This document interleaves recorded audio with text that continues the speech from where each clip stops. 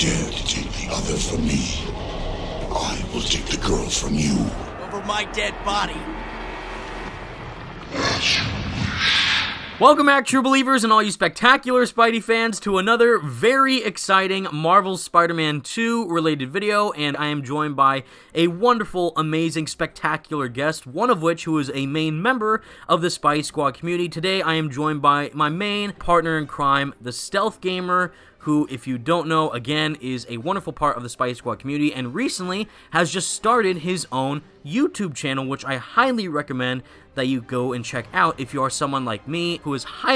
extremely excited for Marvel's Spider-Man 2 and any and all types of superhero games coming out in the future. What is up, bro? How you doing today? I'm doing great, man. Thank you so much for having me. It's such an honor to be here. And to everybody watching, hi, my name is Stealth. I'm one of the main members of the Spidey Squad. Over on my channel, I cover everything with Marvel games, with Marvel's Spider-Man 2 and Marvel's Wolverine, along with DC, with Gotham Knights and Suicide Squad, Kill the Justice League, along with other games I'm very looking forward to. So yeah, and I'm very excited for today to discuss some more Marvel Spider-Man 2 with the main man, Evan Filarca. Today is going to be a very intriguing topic, particularly discussing and comparing one specific Spider-Man game amongst the rest when pertaining to Marvel's Spider-Man 2. And in this case, we are talking about my all-time favorite Spider-Man game that came out before Spider-Man PS4 was even a thing, and that, of course, is Spider-Man Web of Shadows. In my opinion, this is one of the best Spider-Man games ever made, and what makes this topic very interesting is the fact that Marvel's Spider-Man 2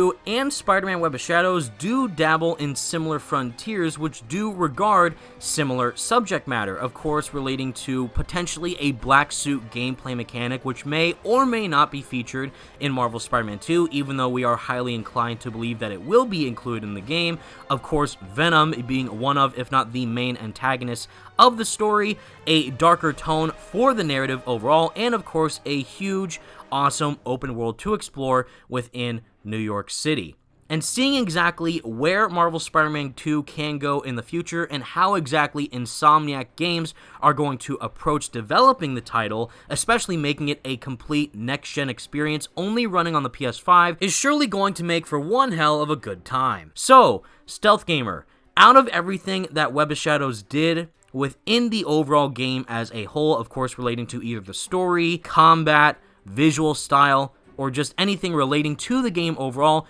which particular topic do you think that Insomniac should truly look at to make Marvel Spider-Man 2 an even better experience? So for me personally, I would say that one of the main things that I want Insomniac to really take liberties in trying to advance the story for the game is with Venom as a whole. Seeing how, for me personally, he's a very dark and gritty character, and I think it's something that can really push the envelope for the story for Venom. Like, for an example, I would like to see kind of a little bit of horror vibes to it, not where it's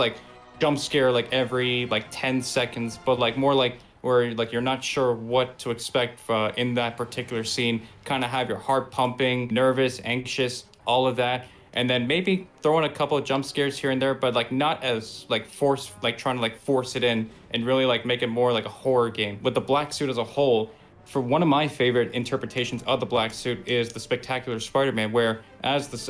when Peter has the black suit on, as each episode progresses, you can see that the suit starts to evolve and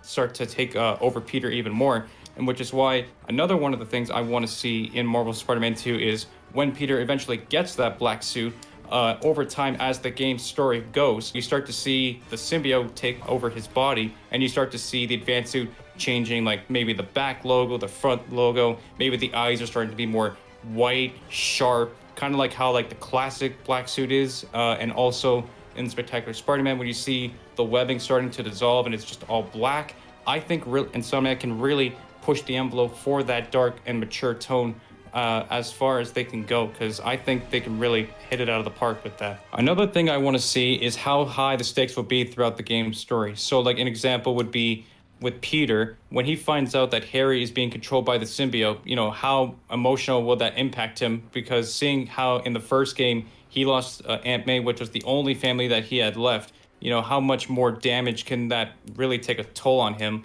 Seeing how Harry's being controlled by this alien symbiote that's keeping him alive with the disease that his mom had. I really hope that Peter can like use his experience of being Spider-Man for 9 years at the during the game's story, since it takes place most likely a year after the events of Miles Morales, trying to figure out a way on how to save his best friend without actually killing him, just like how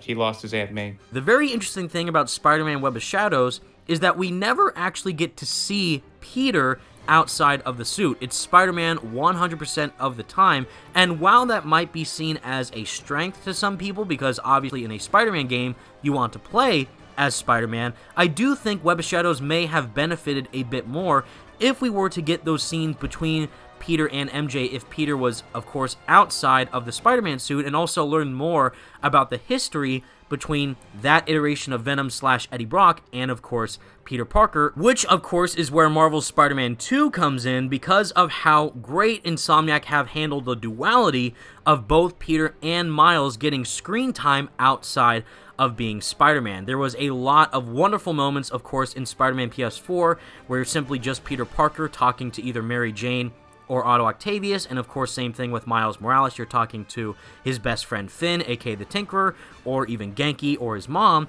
and a lot of emotional moments of the story do come from them simply just interacting with other characters without being Spider-Man. They're just being themselves, just a normal person, which I love about these games because it really makes you connect even more with the characters by getting closer to that human element. And now, seeing how we already have this build-up with Harry likely being Venom within the Insomniac universe is really going to give us a much more emotional connection to him if he ends up likely becoming Venom, and where the story can go in the future once Peter inevitably acquires the symbiote, which is one of my favorite story arcs of all time pertaining to Spider-Man. Of course, seeing the downfall, essentially, of Peter Parker, kind of getting an overabundant amount of pride that he feels when he does wear the black suit and becomes, of course, black-suited Spider-Man. However, in Marvel's Spider-Man 2, I really hope that we do get those moments, just like we did in the previous Insomniac Spider-Man games, of getting closer to Peter when he's outside of being Spider-Man, but seeing him as much more of probably an aggressive personality, and now having that black suit influence him before it inevitably turns Harry into Venom, or may potentially go on to Eddie Brock and turn him into Venom within the Insomniac universe. We don't necessarily know how it's going to go just yet, but having those moments of tension and drama build up within the narrative of just seeing Peter act and how he could act differently once he does have that black suit influence is going to make the story very, very interesting, and in fact would surpass exactly what they did with balancing the red suit and the black suit's duality for Spider-Man in Web of Shadows. Now, next up is mainly a feature that a lot of people praise Web of Shadows for in comparison to a multitude of other Spider-Man games, not to diss those like Spider-Man 2 or Shattered Dimensions, which do have very fun and fast-paced combat. Web of Shadows, in my opinion, is similar to how Spider-Man 2 was previously deemed to have the best web swinging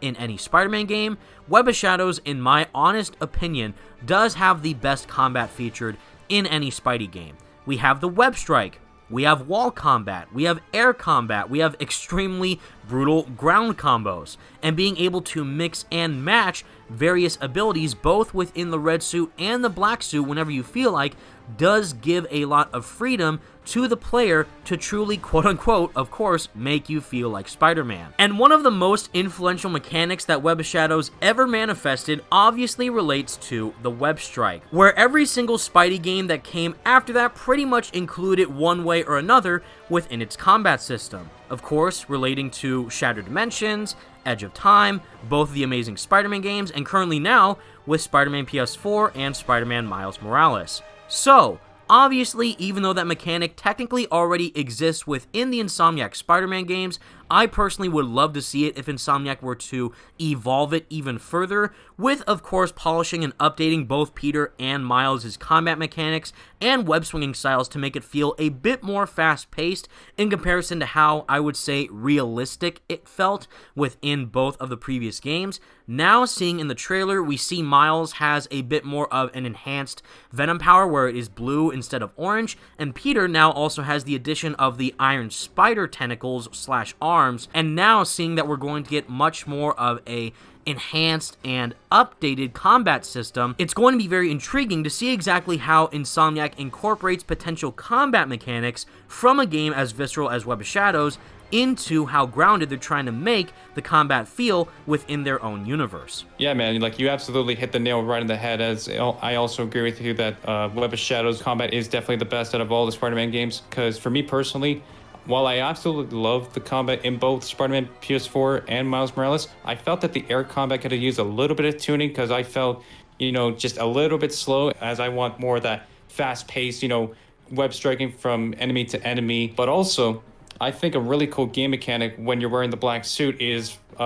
incorporating from all the way back in Spider-Man 3, which is the Rage Meter, where over time, maybe as either a suit mod or suit power, you build up this meter, and once it's full, you can activate it, and once you activate it, maybe you can do more damage, maybe run faster, swing faster, maybe enemies might be more terrified of you, where the more you use the black suit in that game, the enemies start to become afraid of you, and they start to run away. And I think that would be a very cool attention to detail that Insomniac implements when you are using the black suit. And overall, I think that they can really take the combat to another level when comparing it to the red suit, where like you're more agile, faster, whereas in the black suit, you're more aggressive and more powerful. So I think Insomniac can really take the black suit gameplay up a notch from Web of Shadows, maybe